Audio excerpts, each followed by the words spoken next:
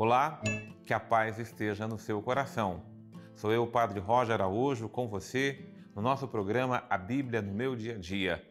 É a palavra de Deus que ilumina os nossos passos, que direciona a nossa vida. É por isso que nós queremos pedir a bênção do Senhor, a proteção do Senhor, a luz do Espírito Santo para que nos conduza, para que este encontro com Jesus, palavra viva, seja transformador na nossa vida. Senhor, eis-me aqui. Me coloco diante da Tua presença, invocando o Teu nome santo e poderoso, em nome do Pai, do Filho e do Espírito Santo. Amém. Fala meu coração, Senhor. Fala, Senhor, a mim, por meio da Tua palavra, porque só Tu tens palavras de vida eterna. Só Tu tens palavras, Senhor, para transformar meu coração e minha vida. Por isso eu imploro a Tua bênção, eu imploro a Tua misericórdia, eu imploro, Senhor, o Teu Espírito Santo, para que me dê a direção, a luz, a sabedoria, a graça necessária para viver a cada dia.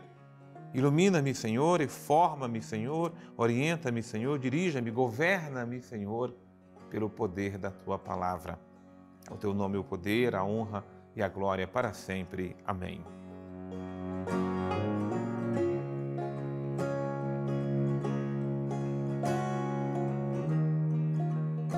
Que a paz esteja no coração de todos nós. Vamos deixar que a palavra de Deus dirija os nossos passos. Vocês estão vendo aí a novidade, né? É a primeira vez que eu estou vendo fazer o nosso programa Bíblia do Meu Dia a Dia usando óculos, porque já em alguns programas anteriores eu já estava me atropelando para ler alguns versículos, né? Os versículos, números às vezes bem pequenininho, e os números eu não conseguia enxergar. Então, graças a Deus, um óculos para leitura de perto facilita muito. A gente precisa sempre enxergar melhor para a gente não tropeçar na vida. Muito bem, então o nosso estudo de hoje é de Lucas. Anota aí no seu caderno, no seu diário espiritual, o Evangelho de Lucas, capítulo 9, versículos de 18 a 27. Certo? Lucas 9, de 18 a 27. E você coloca também a data de hoje para que juntos possamos, nessa meditação, nessa leitura orante da Palavra de Deus, nós saborearmos os elementos que são verdadeiramente alimento para a nossa alma e para o nosso espírito que Deus dá ao nosso coração. Vamos então à leitura do texto sagrado. Aconteceu que Jesus estava orando à parte e os discípulos estavam com ele. Então perguntou-lhes: quem dizem as multidões que eu sou? Eles responderam: uns dizem que és João Batista, outros Elias, outros que algum dos antigos profetas ressuscitou. Jesus, porém, perguntou: e vós, quem dizeis que eu sou? Pedro respondeu: o Cristo de Deus. Então nós vamos já pegar esse versículo de número 20, marcar esse versículo de número 20. Ele é a primeira pérola que nós queremos saborear no nosso estudo de hoje. E nele tem um princípio eterno. O princípio eterno: tu és o Cristo de Deus. A pergunta de Jesus: e vós, quem dizeis que eu sou? É muito interessante, importante essa compreensão, porque Jesus está orando a sós com seus discípulos. E é óbvio que depois de tudo que Jesus fez, você está percebendo que isso aconteceu logo depois do milagre da multiplicação dos pães. Mas Jesus, que já curou doentes, fez cegos enxergarem, Jesus que multiplicou os pães mais de uma vez, enfim, Jesus que trouxe o reino dos céus, através do testemunho da sua palavra e da sua vida, dos sinais, dos prodígios e dos milagres. Tudo aquilo que o povo está vendo, testemunhando, olhando, a partir do que você vê, quem você responde que é Ele? Então é óbvio que quando a gente não conhece profundamente alguém ou alguma coisa, nós vamos dando aquelas respostas superficiais. E quando eu conheço só a superfície, eu respondo a partir da superfície, daquilo que eu vejo. E as suposições são as mais diversas possíveis, né? Olham para Jesus como um dos profetas, olham para Jesus como João Batista, que Herodes já tinha mandado degolar, olham para Jesus, ele ressuscitou, Elias que voltou. Não. Mas esse é o povo só está com Jesus em ocasiões. E quem é discípulo de Jesus? Quem convive com Jesus? Quem é que pode dizer quem é Jesus? Essa pergunta se volta inclusive para nós, para mim e para você. Jesus está perguntando: quem sou eu? Para você, para mim, quem é Jesus? A resposta de Pedro: o Cristo de Deus, o ungido de Deus, o Messias de Deus. Responde de uma forma clara, objetiva, reconhecendo Jesus, o Senhor, reconhecendo Jesus como enviado, reconhecendo Jesus como Messias. Então, é o senhorio de Jesus sendo exaltado, mas sendo reconhecido por Pedro. Mas, porém, continua o versículo 21, Jesus os advertiu expressamente para que não dissesse isso a ninguém. E acrescentou: o Filho do Homem deve sofrer muito, ser rejeitado pelos anciãos, pelos sumos sacerdotes e pelos escribas, ser morto e ao terceiro dia ressuscitar. Esse versículo 22, que é a próxima pérola que nós estamos aqui vendo nesse texto, ele pode ser para nós uma promessa: o Filho do Homem vai ser entregue, mas acima de tudo é um princípio, né? Porque é aquilo que de fato vai acontecer. E não dá, inclusive, para separar o Filho do Homem, ele, Jesus, o Filho de Deus, do servo sofredor, aquele servo que Isaías descreve para nós. Então, ele, o Filho do Homem, é o servo sofredor. E é importante essa compreensão, quando Jesus perguntou quem ele era, e Pedro disse: não, tu és o Cristo, o Filho do Deus vivo, tu és o Cristo de Deus. Porque aqui está uma compreensão do Cristo, do Messias, apenas uma compreensão gloriosa. Mas, na verdade, para se chegar ao Cristo glorioso, é preciso passar pelo Cristo sofredor, pelo Cristo homem que é rejeitado, que é desprezado, que é morto, mas que, óbvio, vai ressuscitar.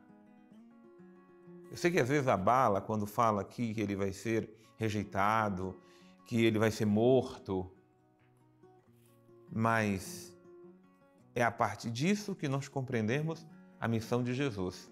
Então ele começa a ensinar. Então ele começou a dizer a todos, inclusive. Voltou-se agora para o povo: olha, se vocês querem vir após mim, neguem-se a si mesmo. Tome a cruz de cada dia e siga-me. Então você pega aqui o versículo 23, tem uma ordem, né? Essa ordem parte a partir de uma decisão. Você quer seguir Jesus? Você quer seguir Jesus? Então abraça a sua cruz. Você quer vir atrás de Jesus? Negue-se a si mesmo. Se você quer seguir Jesus, não dá para seguir Jesus sendo aquela pessoa individualista, egoísta, vaidosa, porque você só vai sofrer e fazer outros sofrerem e você não vai encontrar o sentido da vida. O sentido da vida em Deus é o negar-se para se encontrar-se, é o perder-se para achar-se, o perder tudo aquilo que a gente tem de apegos, tudo aquilo que a gente tem de egolatria. A gente exalta demais a nossa imagem. Não. Aquele que quer seguir Jesus deve renunciar a si mesmo e abraçar sua cruz de cada dia. Inclusive, o versículo 24, que tem outro princípio eterno aqui que nós devemos marcar também: pois quem quiser salvar sua vida, este a perderá.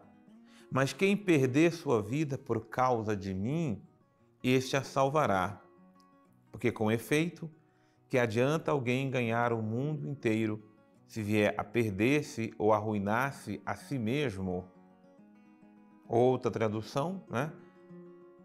Do que adianta ganhar o mundo, mas vier e perder a sua alma. E perder a vida é perder não só a vida eterna, que é o sentido mais pleno da vida, mas perder a própria direção da vida, perder a própria luz da vida. Nós vemos no mundo, né, gente, onde todo mundo quer levar vantagens, ninguém quer perder. E aqui é preciso perder para ganhar vida, para ganhar sentido à vida. Por que que os nossos matrimônios, muitas vezes, nossos casamentos ou a vida familiar, ela se perde quando é para se encontrar, ela se rompe quando é para, na verdade, se unir na graça? Porque a pessoa quer casar, mas não quer perder. Ela quer ainda continuar com a vida de solteiro, ela quer continuar com a vida individual dela. Não, você tem que perder a vida individual, você tem que perder a vida de solteiro, você tem que perder, inclusive, certas manias que você adquiriu na vida para ganhar agora a vida nova que Deus está dando, que Deus vai lhe conferir a partir da vida matrimonial. Então, vamos ganhar a vida sabendo perder para abraçar a nossa cruz de cada dia. Vamos trazer aqui conosco o nosso querido Padre Antônio Xavier. Hoje estamos estudando um texto que tem uma expressão perigosa, que é aquela quando Jesus diz aos seus discípulos de tomar a sua cruz e segui-lo. Quase sempre essa expressão ela é utilizada para que as pessoas aceitem passivamente certos sofrimentos em suas vidas, entendendo que aquela é a cruz que ela deve carregar e ponto final e acabou. Bem, nós teríamos que ler essa passagem na ótica de Jesus, já que ele disse: tome a sua cruz e siga-me, a cada dia, e siga-me, faz questão de dizer assim, nós precisamos olhar para a vida dele. E nós, quando olhamos para a vida de Jesus, enxergamos várias coisas. Primeiro, Jesus não levava ali, era motivo de desafeto de muitos, porque não levava muito assim desaforo para casa, né? Ele nunca foi maldoso, nunca foi nada assim, mas ele respondia com clareza todas as vezes que era confrontado. Então não podemos dizer que seja esse exatamente o ponto. Embora quando confrontado com pessoas que possuíam uma autoridade muito grande, que eram capazes de fazer coisas bem ruins, Jesus preferiu o silêncio, quer seja diante do Sinédrio, quer seja diante de Pilatos, mas em outros, quer seja diante de Herodes, mas em todos os outros lugares ele sempre disse. Então a primeira coisa é, carregar a nossa cruz não significa receber simplesmente dos outros males e entender que esses males eles são para a nossa santificação.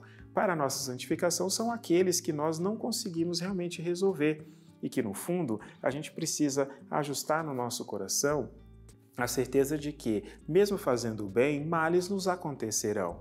Por isso é o tomar a sua cruz. Então a dimensão que Jesus está dizendo, a cruz de Jesus não é um símbolo só do sofrimento, é o símbolo da sua missão. Assumir a sua missão, mesmo que pesada como uma cruz, mesmo que difícil como uma cruz, estar disposto inclusive a morrer nela, pregado nela, como é o caso ali que ocorre com nosso Senhor. Se formos olhar de maneira muito concreta na vida do nosso tempo, muitas pessoas saem por aí de verdade renunciando à sua própria cruz, né? Algumas pessoas imaginam que a felicidade é uma coisa que deve ser vivida o tempo todo de maneira intensíssima, né? Até o ponto de não poder aceitar nenhum tipo de desavença nem nada, e isso não tem nada a ver.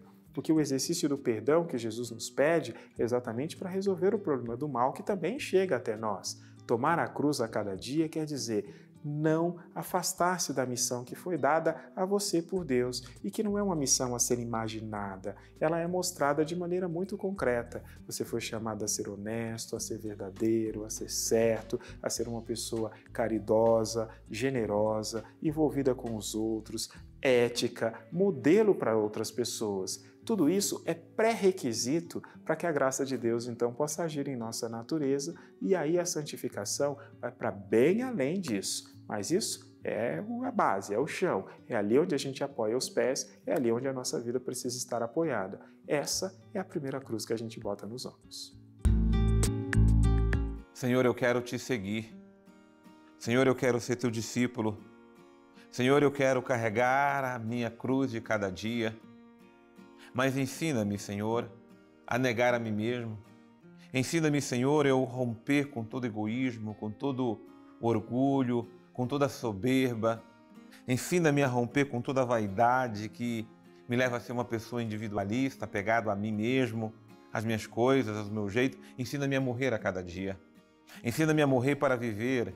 Ensina-me a morrer para encontrar o sentido da vida. Ensina-me a morrer ao meu pensamento, à minha forma de querer o mundo, as coisas do meu jeito, para que eu possa encontrar, Senhor, na Tua palavra, o sentido, a razão e a luz da minha vida. Ao Teu nome, Senhor, o poder, a honra e a glória para sempre, em nome do Pai, e do Filho e do Espírito Santo. Amém. Que as palavras do Senhor, nosso Deus, ressuscite nossa vida a cada dia. Tudo o que eu peço é que Deus continue abençoando você. Eu te aguardo no nosso próximo programa, A Bíblia no Meu Dia a Dia.